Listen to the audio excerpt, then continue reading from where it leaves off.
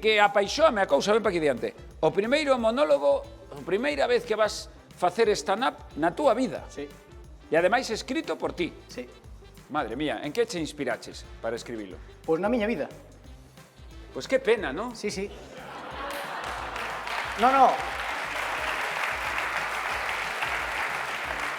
Que pena ou que suerte de que me pasaran algunhas cousas. Bueno, pois xímolo ver con todos vos, Juan!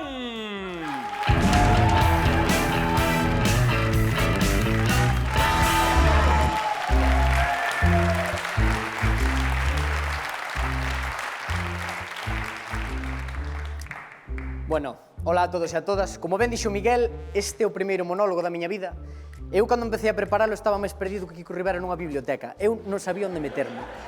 Eu empecé a pensar e dixen, que podo buscar de tema? E dixen, pois mira, vou facer o monólogo da miña vida.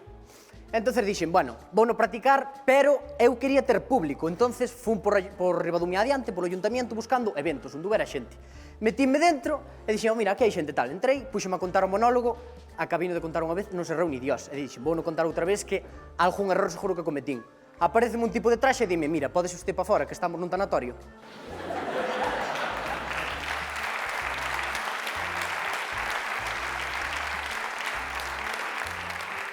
Sí, e dixenlle, e ti podes ter un pouco de respeto que estou contando un monólogo? Coidado, que a xente non ten respeto por nada, o sea...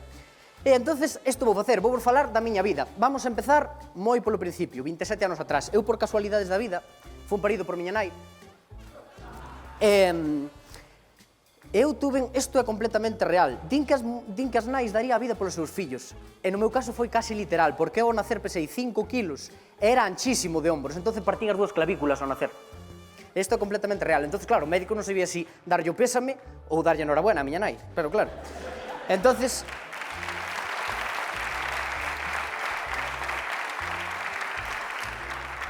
Sí.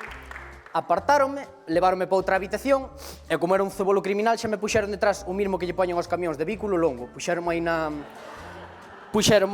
incubadora e nada, estuve ali os días. Despois tuve que ir para a casa, pasaron uns días e tuve que ir para a casa, obviamente. E un veciño noso que era cazador xa nos deixou o letreiro de transporte de animales vivos, puxeronme no coche e xa viñen para a casa. E nada, xa fun máis da familia. E nada, miña nai, xa que fixo un gran esfuerzo por terme neste mundo, tamén vos teño que falar de meu pai. Meu pai estudiou electricidade. De feito, gustaríame que meu pai fora dominicano, así sería un electro latino, pero bueno, no. É gallego, meu pai. Sí.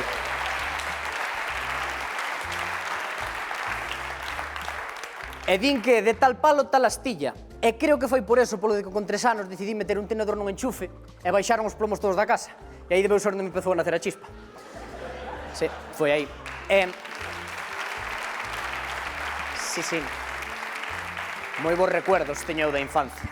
Eu non podía estar solo, eu era un calamidad. De feito, era máis peligroso deixarme solo a min que a Froilán nunha discoteca, o sea, era increíble. De feito, eu tiña complejo de antenista, encantaba andar polo tellado da casa.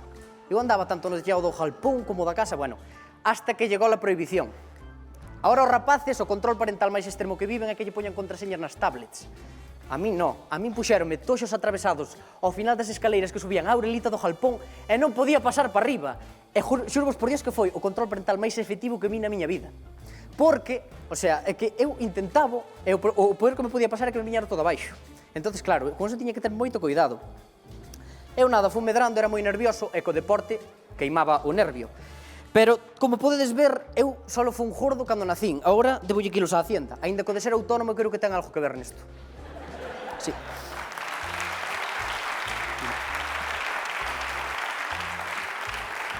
De feito, eu sempre comín ben. Eu recordo miña nai, cando íbamos á playa, levaba de comer os mellores platos, un tupper de lentejas. Que iso non...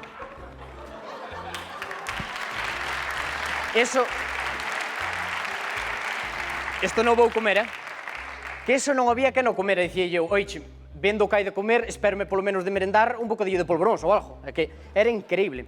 Pero bueno, eu fui medrando, non moito de altura, pero sí que hai unha parte do corpo que me medrou bastante. Sí. Tiño unha nariz que, como podedes ver, incluso tocar desde aí, ao mellor, teño unha nariz bastante prominente. Que eu fago trialón e empezoume a dar problemas cando empecé en trialón. E por qué? Porque na playa, cando nadaba en mar aberto, só podía nadar estilos boca abaixo. Podía nadar braza e podía nadar crawl. Porque cando nadaba de espaldas, sempre había algún que gritaba: «Tiburón, todos fora!» No.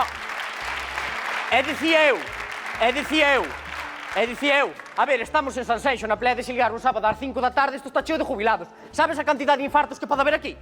É que, coidado, a xente non ten respeto por nada. Eu sempre me tomei as cousas con humor. E vou vos a contar a última anécdota de por qué tomo as cousas con humor. Pois un día tiñamos un can que estaba bastante malo na casa, ao final morreu o can.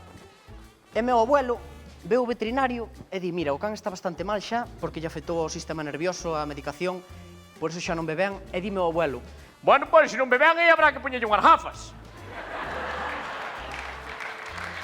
E aí...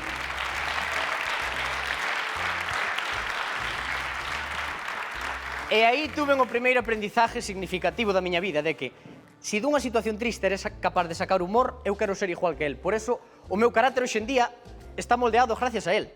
Entonces, para cerrar, vou-vos a falar do meu nombre artístico, que é Juan Meniño. Meniño é o meu segundo apellido, e claro, había que buscar un nombre artístico porque é como dicir, si, son panadeiro, pero non teño forno. Entón, terei que buscar un nombre artístico. E Juan Meniño é meu abuelo tamén. E quero cerrar cunha frase que decía el sempre, que vou dicir eu cando sea maior, que é: eu non son vello porque vou ser meniño toda a vida. Moitas grazas e boas noites.